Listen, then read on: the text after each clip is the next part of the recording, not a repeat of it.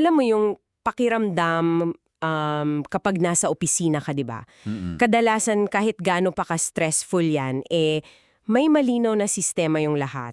Oo, yung may sinusundan kang schedule o kaya may checklist ka for the day. Ayun nga, may spreadsheet ka, tapos kapag may problema yung project, titignan mo lang yung data, di ba?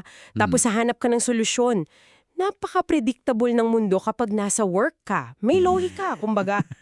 Kasi nga nasa controlled environment ka eh. May mga proseso tayong sinusundan at kadalasan yung mga kaharap natin ay mga professional din, kaya maayos yung daloy. Pero dito na nag-iiba yung kwento eh. Kapag nag-time out ka na, tapos sumakay ka ng sasakyan o kaya nakipagsiksikan ka sa commute pa uwi, pagod na pagod ka. Ubos na yung energy mo sa trabaho. Lahat ng spreadsheet, di ba? Lahat ng luhika. Ang sasalubong sa'yo yung magulo, tapos maingay, at napaka-unpredictable na mundo ng pagpapalaki ng anak. Totoo yan. May nag-aaway na bata, tapos may iiyak, o kaya may nagkalat na Lego sa sahig na matatapakan mo pa. Diyan eksakto nagsisimula yung tunay na hamon para sa marami sa atin. Kaya sa iyo na nakikinig ngayon, ikaw, alam namin yung sitwasyon mo, di ba? Baka nga, pinapakinggan mo ito habang nagmamaneho ka pa uwi galing sa isang nakakapagod na shift o kaya habang naguhugas ka ng plato kasi kakapatulog mo lang sa mga bata. Ramdam na ramdam namin yung decision fatigue mo. Yung buong araw ka nang nagdedesisyon sa trabaho, kaya pagdating sa bahay, drained na yung battery mo. Kaya naman sa malalimang talakayang ito, hihimayin natin yung isang episode mula sa sikat na radio program na Buhay Pamilya at iba pa. Orihinal itong hinuhost ni na Mark at Liza at ang ganda na naging topic nila tungkol sa disiplina ng mga magulang sa anak ngayong panahon. Maganda yung naging takbo ng usapan nila doon kasi tiningnan nila kung paano nag-evolve yung disiplina. Tama. At gagawin natin ang pagsusuri na ito nang walang panghuhusga. Titingnan natin ito sa mismong lente mo bilang isang nagtatrabahong magulang. Paano mo nga ba maipapatupad yung tamang disiplina kung ikaw mismo ubos na yung oras at lakas mo? Napakagandang simula niyan kasi hindi natin pwedeng pag-usapan yung disiplina nang hindi natin kinikilala yung realidad ng pagod ng isang magulang. Kung babalikan natin yung source material natin, nabanggit doon yung paglipat ng pendulum, kumbaga. Paanong pendulum yung tinutukoy mo rito? Bale, dati, yung mga magulang natin o kaya lolo't lola natin, kilala sa pagiging labis na strikto, di ba? Isang tingin lang o isang ubulag ni tatay, tiklop agad yung mga bata. Nakabatay sa takot yung disiplina noon. Oo, totoo yan. Walang pali-paliwanag noong araw. Kapag sinabing bawal, bawal talaga. Exactly. Pero dahil lumaki yung henerasyon natin sa ganung klaseng takot, marami sa atin ngayon ang nag-overcompensate. Napunta na tayo sa kabilang dulo ng pendulum. Yung tipong takot na takot tayong masaktan yung damdamin ng mga anak natin. Ayun, ayaw nating maranasan nila yung takot na naramdaman natin noon. Kaya minsan nawawalan na ng hangganan o boundaries. At doon pumapasok yung tinatawag nilang guilt trap ng mga abalang magulang. Yung tipong babawi na lang. Oo, kasi buong araw tayo mula sa bahay. Tapos, nakukonsensya tayo. Nararamdaman natin na nagkukulang tayo sa presensya, di ba? Kaya para mapunan yung kakulangan na yun, bumabawi tayo gamit yung mga material na bagay. Okay, himayin natin itong guilt trap na ito. Kasi sapul na sapul ako rito At alam ko marami rin sa mga nakikinig na yun ang nakaka-relate. Parang ginagawa nating fast food drive-thru yung pagiging magulang, hindi ba? Fast food drive-thru? Paano ibig mong sabihin doon? Kasi dahil nagmamadali tayo at nakokonsensya sa kawalan ng oras, instant na luho na lang yung ibinibigay natin imbes na masustansyang oras at disiplina. Pagod tayo, kaya dadaan na lang tayo sa drive-thru ng instant gratification. Bigyan mo ng tablet para manahimik, tapos i-order mo ng laruan online para matuwa. Ang nakakabilib dito ay kung paano ito ipinaliwanag sa source natin. Kasi napakasayang pakinggan na napasaya mo yung bata, 'di ba? Pero sa aspetong psychological, binibigyan mo sila ng empty emotional calories.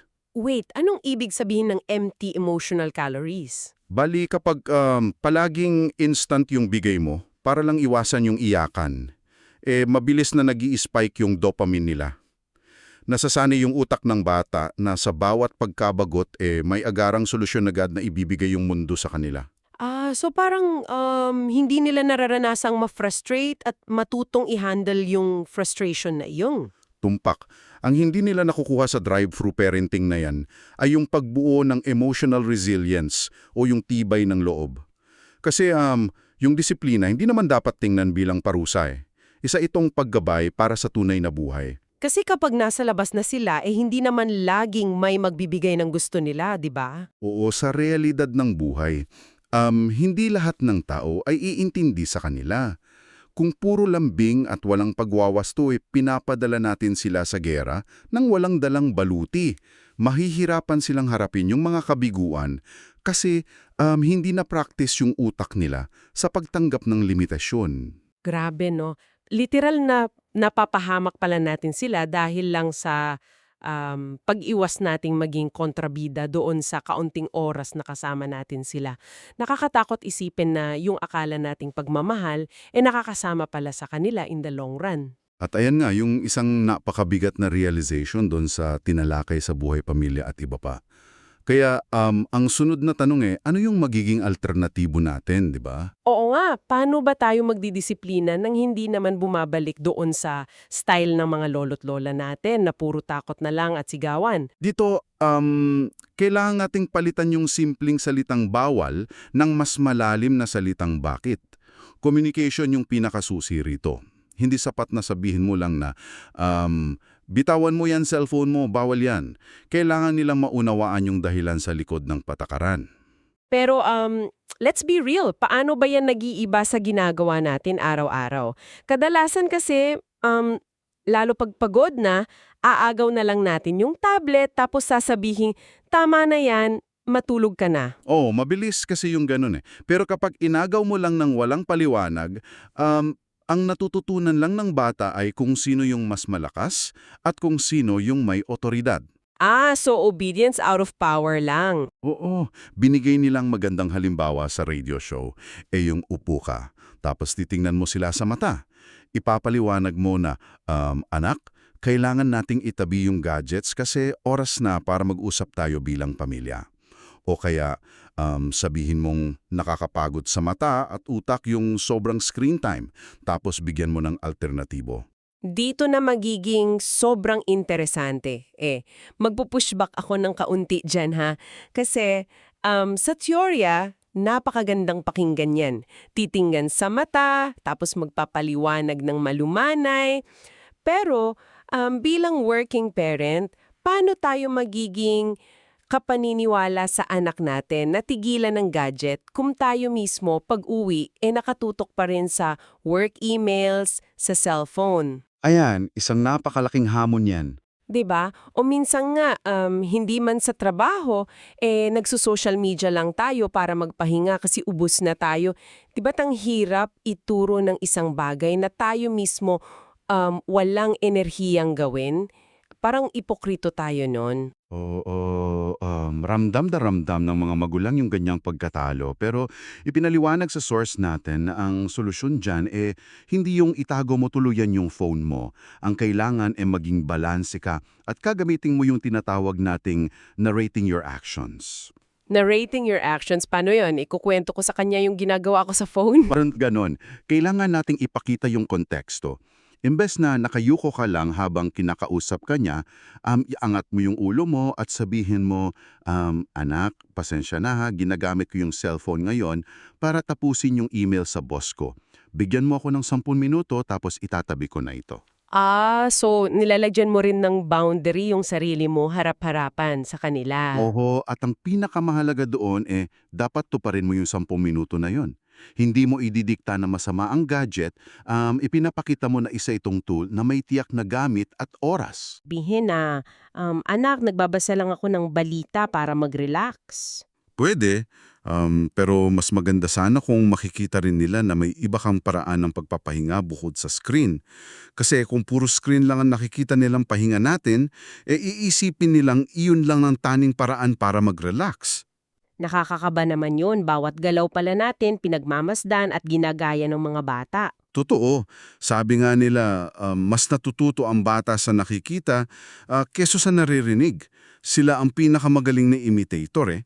Kaya kung gusto natin ng disiplinadong anak, dapat tayo rin disiplinado sa paghiwalay ng trabaho at oras sa bahay.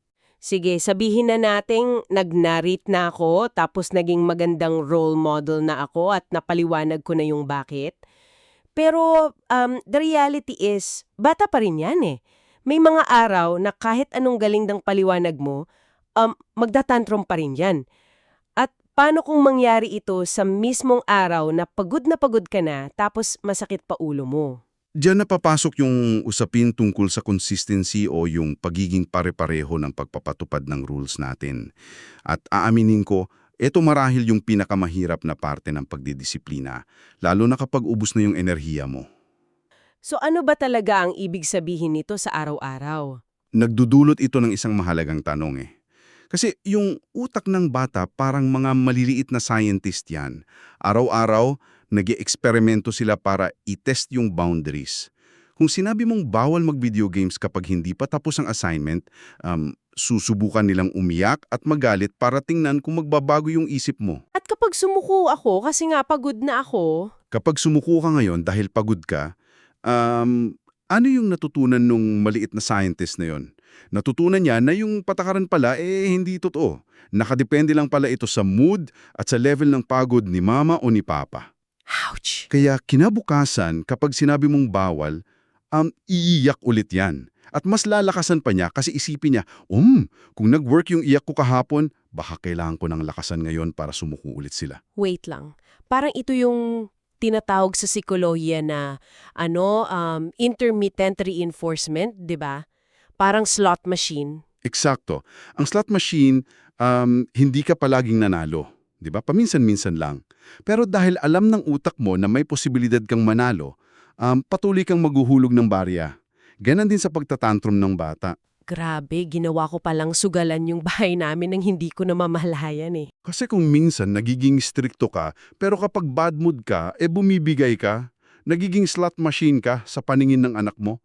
Alam niyang kung magtatantrum siya ng matagal, may chance na ibigay mo yung gusto niya. Pero, teka, ibabato ko ulit yung reality ng isang working parent ha. Napakaganda pakinggan ng consistency.